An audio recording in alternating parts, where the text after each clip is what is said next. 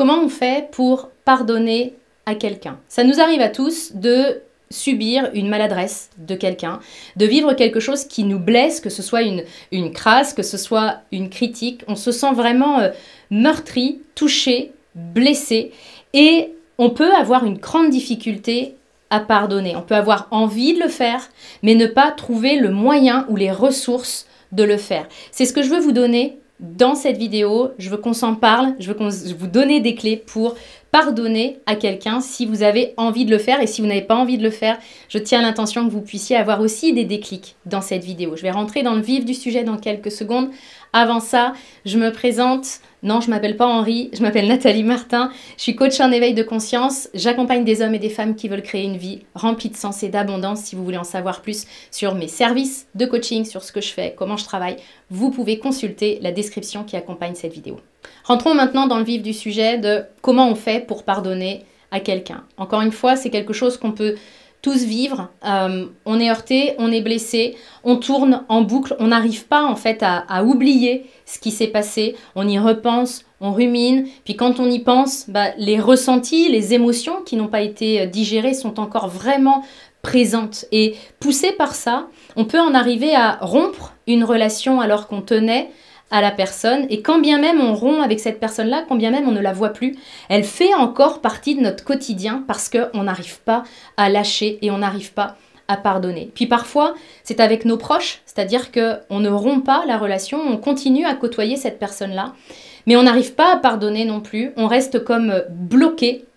On a ce qu'on appelle un truc en travers de la gorge et on perd beaucoup d'énergie parce qu'à chaque fois qu'on va la côtoyer, ça va raviver cette espèce de douleur, cette espèce de blessure et ça nous alourdit, ça nous plombe. Je sais qu'on l'a tous vécu ça. Et ce que je disais tout à l'heure, c'est que on sait parfois intellectuellement qu'on devrait pardonner, mais dans les faits, on n'y arrive pas. On se sent encore touché, on a encore des émotions qui sont très très fortes, très très lourdes, attachées à ça. Alors j'ai déjà fait des vidéos sur des outils spécifiques qui peuvent vous aider et qui peuvent être vraiment un support quand on vit quelque chose d'intense émotionnellement, comme ça. Ces vidéos, vous allez les trouver sur ma chaîne. Je vais vous parler d'autres choses, je veux qu'on aille plus loin ensemble aujourd'hui. Je parle des vidéos sur l'EFT par exemple, qui va vous permettre de libérer vos émotions, les émotions désagréables que vous ressentez suite à cette altercation, cette critique, en tout cas cette souffrance venue de quelqu'un. Et puis je pense aussi à la vidéo sur les bonhommes allumettes que vous pourrez également trouver sur ma chaîne et qui peuvent vous permettre de vous détacher de l'événement et de vous détacher de la personne. Et aujourd'hui, c'est ce que je vous disais à l'instant, j'ai vraiment envie qu'on ait une approche différente ensemble et notamment à la fin de cette vidéo, je vais vous donner un exercice que votre tête ne va pas aimer, mais qui va pouvoir être hyper puissant et efficace pour vous libérer parce que vous avez bien d'autres choses à faire que de continuer votre route alourdie de ce que vous ressentez, alourdie de ce qui s'est passé. On va donc parler de pardonner. Ce que je veux vraiment, ce sur quoi je veux être très claire, c'est que pardonner, c'est pas oublier. Parfois, on a du mal à pardonner parce qu'on se dit que, et je vais y venir à cet instant, on va aller plus loin là-dessus, on se dit qu'on ne peut pas oublier ce qui s'est passé. Le but du pardon, ce n'est pas d'oublier, c'est de continuer à avancer avec ce qui s'est passé et à avancer avec le plus de légèreté possible. Dans un premier temps, on va s'intéresser à ce que vous pensez du pardon. Souvent, ce que j'entends, c'est « Ah non, mais moi, je ne peux pas pardonner ». Et derrière ça, bien souvent, il y a « Non mais moi, je ne pardonne pas ». Ça fait partie de ma personnalité, c'est presque devenu une qualité, c'est presque devenu quelque chose de bien et qui est le reflet de « Moi, je suis quelqu'un de droit dans mes bottes et j'ai raison et je ne suis pas, ça ne fait pas partie de moi, le pardon ». Le point important là-dedans, c'est pas d'avoir raison ou d'avoir tort. Je vous invite à sortir de ça. On s'en fout d'avoir raison ou d'avoir tort. La clé, c'est est-ce que c'est bon pour moi? Est-ce que c'est bon pour moi de ne pas réussir à pardonner ça? Si la réponse est oui, c'est ok, mais il n'y a pas de raison de regarder une vidéo sur comment pardonner, puisque le fait de ne pas pardonner est bon pour moi, mais je vais continuer ma route et je ne vais pas aller travailler sur le pardon. Est-ce que vous me suivez dans ce que je veux vous transmettre? C'est-à-dire qu'à partir du moment où je me dis mais comment je pourrais pardonner, c'est que je sais au fond de moi que ça me fait du mal et que c'est pas bon pour moi de continuer comme ça. Donc, à partir de ce moment-là, Si c'est pas bon pour moi, j'ai aucune raison de continuer à m'imposer ça et à me faire subir ça. Parce que bien souvent, la personne à qui j'ai besoin ou j'ai envie de pardonner, consciemment ou inconsciemment, en tout cas j'ai besoin de travailler le pardon là-dessus, cette personne-là, peut-être qu'elle a repris sa vie, peut-être qu'elle y pense même pas, peut-être qu'elle avance dans sa vie avec légèreté, et moi je reste comme coincée. C'est pas à la personne qui m'a heurté ou avec qui j'ai eu un événement malheureux, c'est pas à cette personne-là que le fait de m'accrocher à je pardonnerai pas va desservir. C'est ma propre vie. Est-ce que c'est bon pour moi? Si je réponds oui, encore une fois, je continue. Si je réponds non, j'ai une décision à prendre. Pourquoi est-ce que je ne ferai pas quelque chose finalement qui est bon pour moi? Quel intérêt est-ce que j'ai à continuer sur une voie qui n'est pas bonne pour moi? Et la première étape de cette voie-là, vers le pardon, ça va être de s'intéresser à ce qu'il y a derrière le « je ne peux pas pardonner ». Si vous vous dites ça, demandez-vous ce qui se passerait si vous pardonniez. Qu'est-ce que vous croyez qu'il se passerait si vous pardonniez à cette personne-là? Et écrivez clairement ce que vous croyez, parce que ces croyances-là, elles vous empêchent de dépasser ce qui s'est passé et elles vous empêchent d'aller plus loin. Le comment faire pour pardonner, la première étape, c'est de changer vos croyances. Vous trouverez une vidéo sur ma chaîne pour changer vos croyances. Donc, je n'entrerai pas dans le sujet dans cette vidéo-là, ce n'est pas la thématique.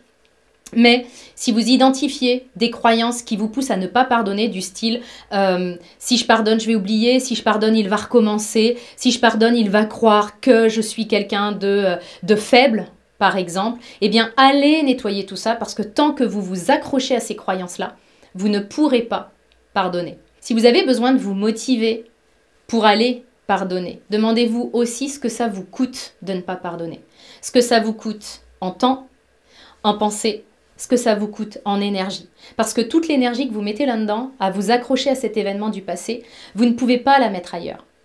L'énergie, c'est un stock aujourd'hui dont vous disposez. Le temps, c'est un stock aujourd'hui dont vous disposez également. Et toute l'énergie, le temps, les pensées, les efforts que vous mettez là-dedans à vous accrocher à ce qui s'est passé, vous ne pouvez pas les mettre pour continuer votre vie avec cette réalité riche, et je dis bien riche, vous verrez après pourquoi je dis ça, riche de tout ça, riche de ce qui s'est passé, riche de ce que vous avez appris de cette situation-là.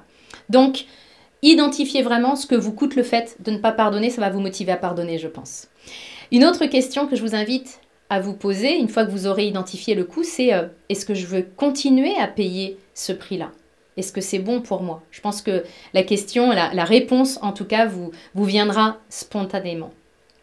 Et donc, si vous avez identifié que c'est pas bon pour vous, vous avez une décision à prendre. Qu'est-ce que je choisis maintenant? Parce que c'est pas le « il faut pardonner ». Il faut pardonner pour être quelqu'un de bien. Il faut pardonner pour être quelqu'un de spirituel. Si j'ai pas envie de pardonner, si je veux pas mettre de l'énergie là-dedans, si je veux pas mettre du temps là-dedans et si je veux m'accrocher au fait d'avoir raison, il n'y a aucun problème. Je suis libre de le faire.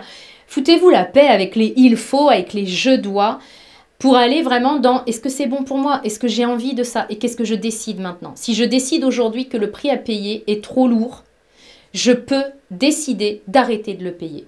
Je peux me dire « je ne sais pas comment je vais faire pour pardonner » et je tiens l'intention que vous aurez des clés concrètes à la fin de cette vidéo. Je ne sais pas comment je vais le faire, mais je vais le faire. Et là, vous allez rencontrer les bons outils, la bonne vidéo, la bonne personne pour avoir vraiment vos réponses. Parce que quand on se pose les bonnes questions, comment je fais pour pardonner? On trouve les bonnes réponses. La question comment je vais faire pour pardonner est beaucoup plus productive que la question pourquoi il m'a fait ça. Il a fait ça parce qu'il est ce qu'il est et parce qu'avec son degré de conscience, c'était la chose la plus alignée pour lui à faire et la plus cohérente en fonction de ses croyances, son vécu, son passé, en fonction de ce joli petit package. Donc, j'arrête de me demander pourquoi et je m'oriente vers le comment. Et si vous décidez que vous avez envie aujourd'hui de vous alléger de ça, que vous avez assez souffert, ruminé pour un truc qui s'est passé hier, voire même il y a 15 ans, je vais vous inviter à faire l'exercice dont je vous parlais au début de la vidéo. Un exercice que votre tête ne va pas aimer du tout et qu'elle va même, pourquoi pas, voire même sûrement, rejeter en bloc. Je vous invite vraiment à le faire quand même. Ne tombez pas dans le panneau de la facilité. Cet exercice consiste à lister tous les bénéfices que la situation que vous avez vécue et que vous avez du mal à pardonner, tous les bénéfices qu'elle vous a apportés. Vous avez bien entendu, je vais le répéter une deuxième fois pour que vous puissiez vraiment bien l'intégrer. Ce que vous avez vécu, l'altercation que vous avez eue avec une personne, par exemple, la critique que vous avez eue avec une autre, la relation que vous avez eue avec un parent, peu importe. Ça, aussi souffrant que ce soit, cette situation a eu des bénéfices. Elle vous a rapporté des avantages. Je sais que votre tête vous dit que non. Rappelez à votre tête que chaque médaille a toujours deux faces. Il y a des coups, et c'est parce que vous regardez uniquement ces coups que vous avez du mal à pardonner, mais il y a aussi des bénéfices. Listez, vous allez voir que ça vous demande de l'imagination, ça vous demande de creuser. Ne faites pas ça dans votre tête et ne faites pas ça à la va-vite entre deux portes. Prenez le temps de vous poser, prenez le temps d'écrire les bénéfices que cette situation vous a procuré. Peut-être que parce que j'ai vécu ça, je suis peut-être plus compréhensive avec les autres qui vivent la même, qui ressentent de la douleur. Peut-être que ça m'a permis de développer telle compétence, telle qualité en moi. Peut-être que ça m'a permis de réajuster, de réaligner mon environnement. Ça m'a peut-être permis de muscler ma persévérance. Ça m'a peut-être listé les 15, 20, 30 bénéfices que vous ressortez de cette situation-là. Alors, est-ce que c'est 15, est-ce que c'est 20, est-ce que c'est 30? J'en sais rien, mais votre corps va vous le dire. C'est-à-dire que quand vous allez le faire, si vraiment vous le faites pas en mode fait suer cet exercice, mais en mode bon ok, je vais jouer le jeu avec curiosité et ouverture, sans attente, vous allez voir que votre corps, à un moment donné, vous allez sentir qu'il y a quelque chose qui lâche. J'ai fait cet exercice la semaine dernière avec une des clientes d'un de mes programmes de coaching. Et en fait, elle n'avait jamais envisagé, elle était très très remontée par rapport à son ex-mari, elle n'avait jamais envisagé que ce qu'elle avait vécu avec lui avait amené des bénéfices. Quand elle a listé ça, ce qui s'est passé, c'est qu'en fait, elle a réalisé qu'il n'y avait peut-être pas grand-chose à pardonner finalement, parce que oui, il y avait eu des coups, mais il y avait eu des bénéfices aussi. Et c'est un changement spectaculaire d'énergie. Elle récupère son énergie, elle récupère son temps, elle laisse aller ce qui fait partie du passé. Et là, elle va pouvoir réaliser qu'elle est riche de ça aujourd'hui et qu'il lui appartient de construire la suite. On le dit souvent, les personnes qui nous ont fait le plus souffrir sont les personnes qui sont là pour nous enseigner le plus de choses. Et c'est vraiment fondamental d'être dans cette énergie-là, voire même de faire l'exercice que je vous propose, parce que vous allez vous apercevoir que il n'y a pas grand-chose à pardonner, en fait. Et je sais que c'est très perturbant pour notre mental, qui est très en mode c'est bien, c'est mal, ça se fait pas, c'est blanc, c'est noir. Ça invite à sortir de ça pour se dire ok, il s'est passé ça, il y a eu des coups, ça m'a fait souffrir, ça m'a énormément peiné, blessé, et ça a eu des conséquences, pourquoi pas, sur mon quotidien, sur ma vie. Et en même temps, il y a eu des bénéfices aussi. Et le fait de tourner la tête, et de se forcer, parce que oui, vous allez voir, si vous faites l'exercice sérieusement, ça demande un effort de ne pas s'arrêter à un bénéfice, de creuser, etc. Le fait de faire cet effort-là, c'est quelque chose d'extrêmement puissant parce que ça libère. Ça vous libère vous, ça libère l'autre, puis ça fait de la place pour le reste.